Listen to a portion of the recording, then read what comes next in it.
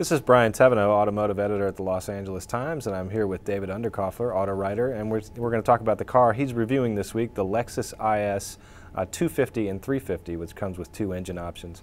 David, what is Lexus trying to do with this car, and how does it compete in the segment that it's in? So the IS is in the, it's a viciously competitive segment. It's the sports sedan segment.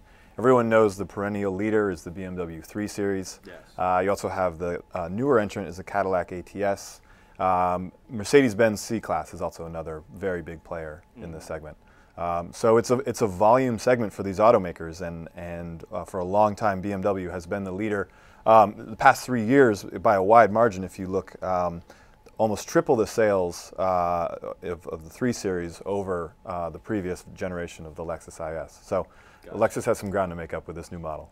So what is Lexus trying to do with this particular redesign? I know there's been a larger movement at Toyota and Lexus to try to spice up its styling a little bit, which has long been considered sort of, they've been the very competent but boring company, right? Right, they have, and this is definitely a movement in the right direction. I think in terms of styling, the IS is a very compelling car. It's definitely one that's going to turn heads. And also it's got the performance really to sort of back up the looks. And this is a movement that Lexus really needs, like you said.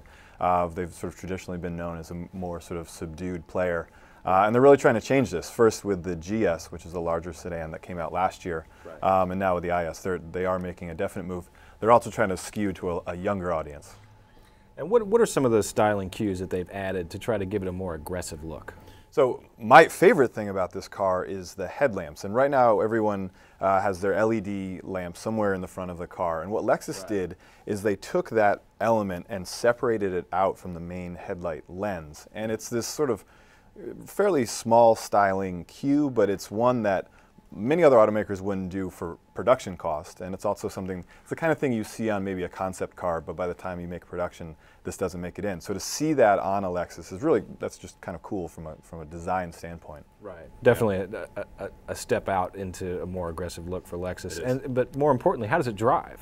You spent a good while in this car? I did, in both engines, and the chassis, the handling in both cars is really phenomenal. It's my only complaint is that the power on the base engine, the 250, is a little lower than I might want. But regardless of that, the cars, both engines handle very well. They're a lot of fun to toss around, really communicative, good feel of the road. I think Lexus really sort of nailed it with this one. And the 250 is actually a 6-cylinder. It's about the size of a lot of 4-cylinders, right? Yeah, it's a really small 6-cylinder. It's a 2.5-liter 6-cylinder, makes about 200 horsepower. That is the same power that most of its competitors are getting from turbocharged 4s. So Lexus is really one of the few companies still using a 6-cylinder. The reason they say is that their customers want the refinement of a 6-cylinder, but I would be willing to bet that in the next 4 or 5 years, maybe even sooner than that, you'll see Lexus put a different engine into this car, into the base version. Gotcha. So if BMW is sort of been the unquestioned market leader, how does this car stack up to the 3 Series? This, I think anyone who is in the market for a 3 Series or for a sports sedan in general should definitely check this car out. It has, certainly aggressive styling that maybe not everyone will want, but it has, it sets itself apart very well. And then it has the handling, especially the larger engine in the 350. It has the handling to back it up. It's an impressive feat for Lexus. Great. Well, thanks for your insight, David.